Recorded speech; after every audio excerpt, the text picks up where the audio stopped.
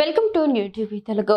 ఐబొమ్మ రవి వంటి తెలివైన యువకుణ్ణి సద్వినియోగం చేసుకోవాలని, దేశానికి ఇలాంటి ప్రతిభావంతులు ఉపయోగపడతారని ప్రముఖ సినీ నటుడు శివాజీ అభిప్రాయపడ్డారు.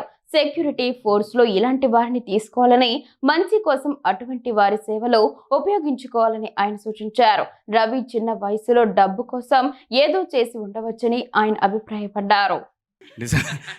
డిసెంబర్ 25th రిలీజ్ అవుతుందండి.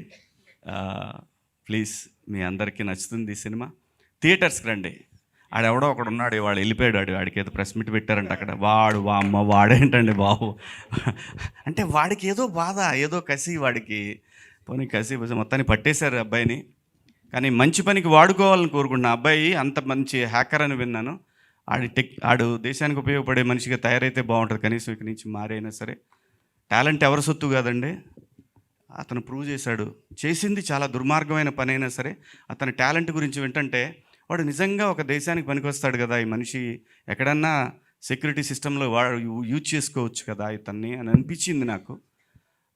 కానీ తెలిసి తెలియని వయసు, ఖచ్చితంగా ఏదో డబ్బు లేని తనం ఇవన్నీ వెంటబడి అతని మైండ్లో ఇలాంటి ఒక ఆలోచన వచ్చి చాలామందికి ఇబ్బంది పెట్టాడు.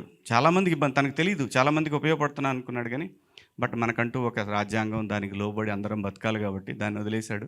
కానీ ఇక నుంచైనా అతను మారాలని కోరుకుంటున్నాను. సినిమా థియేటర్లో ఉన్న ఎక్స్పీరియన్స్ దేంట్లోనూ ఉండదండి. మనం మొబైల్లో చూసినా డబ్బులు కట్టాలంటే ఎంత అండి. వాడు మనం కొనుక్కునే ఇదే థియేటర్లో కొనుక్కునే చిప్స్ ప్యాకెట్ 100 రూపాయలు పెడతాడు వాడు. దాంట్లో 15-20 ఉంటాయి అన్నీ కలిపి చిప్స్. సో సినిమా ప్రపంచంలో అన్నిటికన్నా చీప్ అండి. అంటే కొంతమంది మాట్లాడాలని మాట్లాడుతూ ఉంటారు. కానీ ప్రపంచంలో అన్నిటికన్నా చీప్ వస్తువు ఏదైనా ఉందంటే 3 గంటల సేపు దాన్ని, ఒకవేళ ఆ సినిమా బాగుంటే జీవితాంతం గుర్తుంచుకునే ఒక ఎంటర్టైన్మెంట్ అండి. అది లైఫ్ లాంగ్ గుర్తుంటుంది ఆ సినిమా. ఒక మిస్సమ్మ సినిమా ఉంది ఎన్టీ రామారావు గారు, అది ఎప్పటికీ గుర్తుంది. పాతాళ భైరవి ఎప్పటికీ గుర్తుంటుంది. చచ్చిపోయేటప్పుడు కూడా పిల్లలకి, మనవాళ్ళకి వాళ్ళకి చెప్తాం మనం, అరే భలే సినిమా, అలాంటి సినిమా ఉంది, బాహుబలి.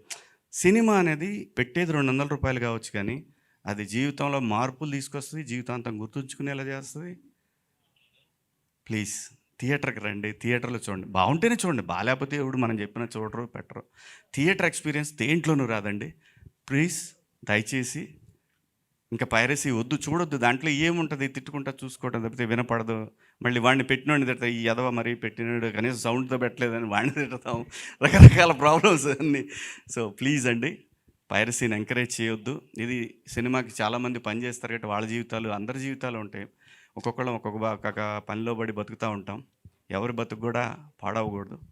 సో అని నేను ఒక దండోరా వేస్తున్నాను. ప్లీజ్ దయచేసి ఇలాంటివి ఏమీ ఎంకరేజ్ చేయకండి ప్లీజ్. థ్యాంక్ యూ అండి, థ్యాంక్ యూ. ఇంత మంచి అవకాశం ఇచ్చినందుకు మీ అందరికీ కృతజ్ఞతలు.